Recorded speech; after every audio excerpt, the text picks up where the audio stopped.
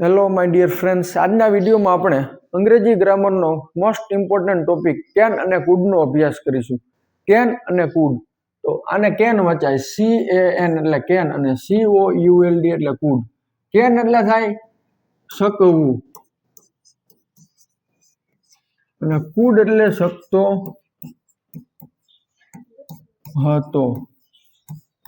કેનનો ઉપયોગ છે તે વર્તમાન કાળમાં કરવામાં આવે છે. કેનનો ઉપયોગ વર્તમાન કાળમાં કરવામાં આવે છે, જ્યારે કુડનો ઉપયોગ ભૂતકાળમાં કરવામાં આવે છે. કેન અને કુડના અલગ અલગ ઉપયોગો આપણે જોઈએ. હવે પહેલો ઉપયોગ છે ક્ષમતા બતાવવા માટે. ક્ષમતા એટલે એબિલિટી, તમારામાં કઈ એબિલિટી રહેલી છે તો તેને બતાવવા માટે કેન અને કુડનો ઉપયોગ કરવામાં આવે છે.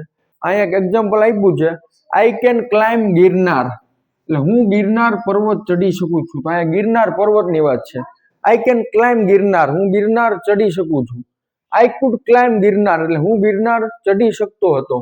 બીજું છે વિનંતી કરવા માટે. તમારે કોઈને વિનંતી કરવી હોય તો તેના માટે કેન અને કુડનો ઉપયોગ કરવામાં આવે છે. આપણે એક્ઝામ્પલ જોઈ, sir can you please teach me English, એટલે તમે મને પ્લીઝ અંગ્રેજી શીખવાડશો. તો અહીંયા વિનંતી કરી કે can you please teach me English, તમે મને પ્લીઝ અંગ્રેજી શીખવાડશો. પછી છે ઓફર આપવા માટે. ત્રીજો ઉપયોગ છે ઓફર આપવા માટે. તો આપણે ક્યાંય રસ્તામાં જતા હોય અને કોઈ એવા વ્યક્તિને જોઈ કે જેને મદદની જરૂર છે, તો આપણે એને કહી કે કેન આઈ હેલ્પ યુ, એટલે શું હું તારી મદદ કરી શકું. તો આવી રીતે આપણે ઓફર આપી. તો ઓફર આપવા માટે કેન અને કુડનો ઉપયોગ કરવામાં આવે છે. અને લાસ્ટ છે રજા માંગવા માટે. આપણે કોઈની પાસે રજા માંગવી હોય તો તેના માટે એક્ઝામ્પલ છે કેન આઈ લીવ સર, એટલે શું હું જઈ શકું સાહેબ. તો આવી રીતે કેન અને કુડનો ઉપયોગ કરવામાં આવે છે. હવે આપણે કેન અને કુડના કેટલાક એક્ઝામ્પલ જોઈએ અને તેનું આપણે અંગ્રેજીમાં ટ્રાન્સલેટ કરીએ. તો અહીંયા ધ્યાન રાખજો. પહેલા છે કેનનો ઉપયોગ. તો ફોર્મ્યુલા છે subject plus can plus verb, એટલે કરતા એ ક્રિયા કરી શકશે. કરતા એ ક્રિયા કરી શકે છે, શકશે નહીં આવે, અહીંયા કરતા એ ક્રિયા કરી શકે છે. તો subject plus can plus verb, અને કેન અને કુડ પછી હંમેશા V1 જ આવશે. તો વર્બનું ક્રિયાપદનું મૂળ રૂપ. તો subject plus can plus verb, એટલે કરતા એ ક્રિયા કરી શકે છે. એક્ઝામ્પલ છે હું અંગ્રેજી શીખવી શકું છું. તો અહીંયા હું એટલે કરતા છે, તો હું એટલે આઈ થાય. શીખવી શકું છું, શકું આવ્યું એટલે કેન, આઈ કેન. શીખવવું એટલે ટીચ, આઈ કેન ટીચ. અને અંગ્રેજી એટલે ઇંગ્લિશ.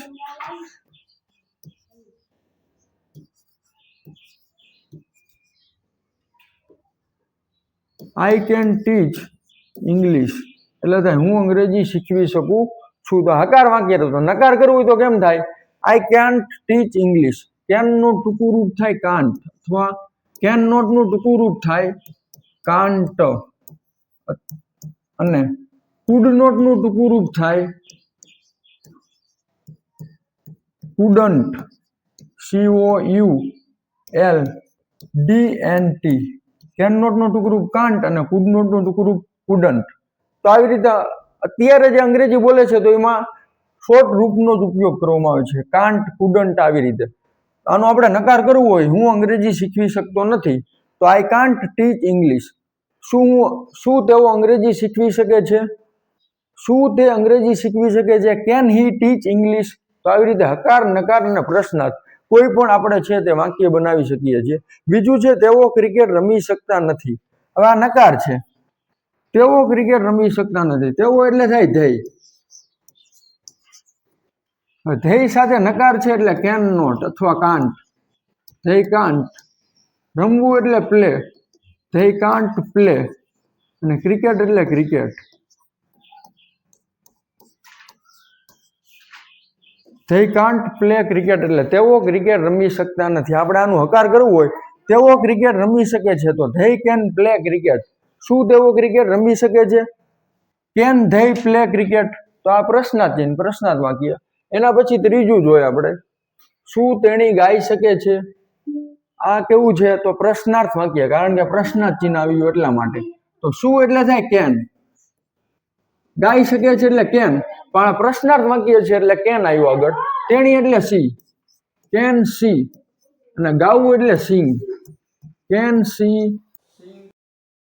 પ્રશ્નાચિહ્ન છે એટલે અહીંયા ક્વેશ્ચન માર્ક કર્યું.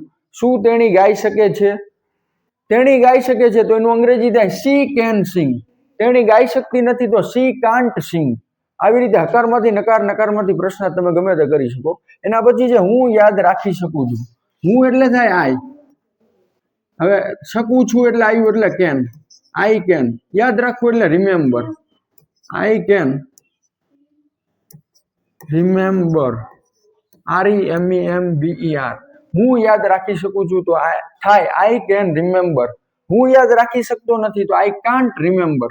શું તે યાદ રાખી શકે છે? Can he remember. એના પછી છે તેઓ મને સમજી શકતા નથી. નથી આવ્યું એટલે નકાર. તેઓ એટલે થાય ધ્યેય. હવે સમજી શકતા નથી. નથી એટલે ધ્યેય કાન્ટ. ધ્યેય કાન્ટ. સમજવું એટલે અન્ડરસ્ટેન્ડ. ધ્યેય કાન્ટ અન્ડરસ્ટેન્ડ. મને એટલે મી. ધ્યેય કાન્ટ અન્ડરસ્ટેન્ડ મી એટલે તેઓ મને સમજી શકતા નથી. તેઓ મને સમજી શકે છે એમ કીધું હોય તો ધ્યેય કેન અન્ડરસ્ટેન્ડ મી. શું તેઓ મને સમજી શકે છે? કેન ધ્યેય અન્ડરસ્ટેન્ડ મી. તો આવી રીતે આનો ઉપયોગ કરવામાં આવે છે. હવે લાસ્ટ એક્ઝામ્પલ જોઈ લે આપણે. શું તેઓ યાદ રાખી શકે છે? શું એટલે થાય શકવું એટલે કેન. આ પ્રશ્નાર્થ વાક્ય છે એટલે કેન આગળ આવી જશે. કેન. CAN can. તેઓ એટલે થાય ધ્યેય. કેન ધ્યેય. યાદ રાખવું એટલે રિમેમ્બર.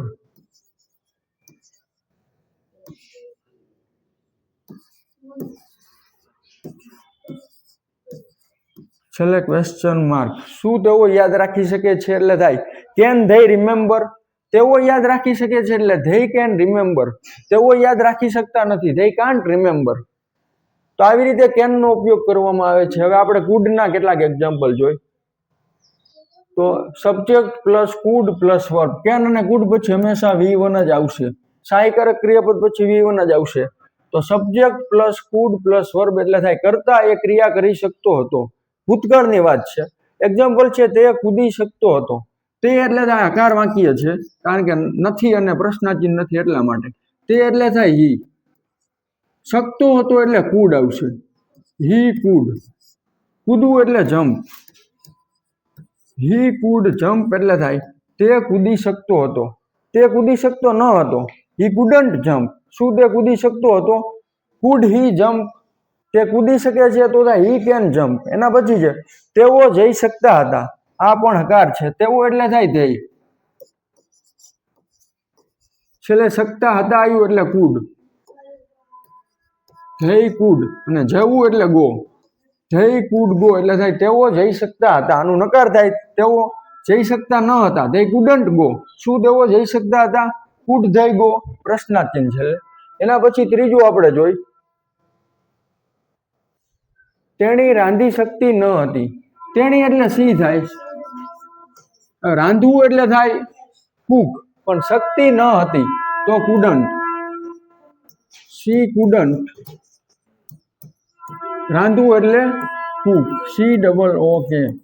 સી કુડન્ટ કુક એટલે તેણી રાંધી શકતી ન હતી. તેણી રાંધી શકતી હતી તો સી કુડ કુક. શું તેણી રાંધી શકતી હતી? એના પછી પ્રશ્નાર્થ વાક્ય આપણે બનાવવું હોય. શું તેણી રાંધી શકતી હતી તો થાય કુડ સી કુક. છેલ્લે ક્વેશ્ચન માર્ક. એના પછી જે શું તે લખી શકતો હતો. શું એટલે થાય આ પ્રશ્નાર્થ વાક્ય છે. શું તે લખી શકતો હતો? એ શકતો હતો આવ્યું એટલે કુડ. આગળ આપણે કુડ લઈ લેવાનું. COULD. તે એટલે થાય હી. કુડ હી. લખવું એટલે રાઈટ. કુડ હી રાઈટ. શું તે લખી શકતો હતો એટલે થાય કુડ હી રાઈટ. તે લખી શકતો હતો તો હી કુડ રાઈટ. તે લખી શકતો ન હતો હી કુડન્ટ રાઈટ. એના પછી છે તે આઈફોન ખરીદી શકતો ન હતો.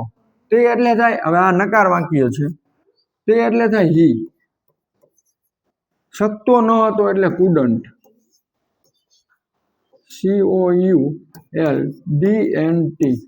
હી કુડન્ટ. ખરીદવું એટલે થાય buy. He couldn't buy iPhone, તો આઈફોન ની પહેલા એન આર્ટિકલ આવશે. He couldn't buy an iPhone.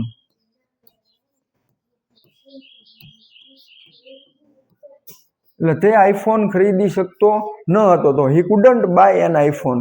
તે આઈફોન ખરીદી શકતો હતો. He could buy an iPhone. શું તે આઈફોન ખરીદી શકતો હતો? Could he buy an iPhone? છેલ્લે ક્વેશ્ચન માર્ક. એના પછી લાસ્ટ વાક્ય આપણે જોઈ લઈ. શું તે ગાઈ શકતો હતો? હવે શું તે ગાઈ શકતો હતો? આ પ્રશ્ન ચિહ્ન આવ્યું એટલે ઇન્ટ્રોગેટિવ સેન્ટેન્સ છે. ગાઈ શકતો હતો એટલે કુડ. કુડ તે એટલે થાય હી. કુડ હી. ગાવું એટલે સિંગ. કુડ હી સિંગ એટલે થાય શું તે ગાઈ શકતો હતો?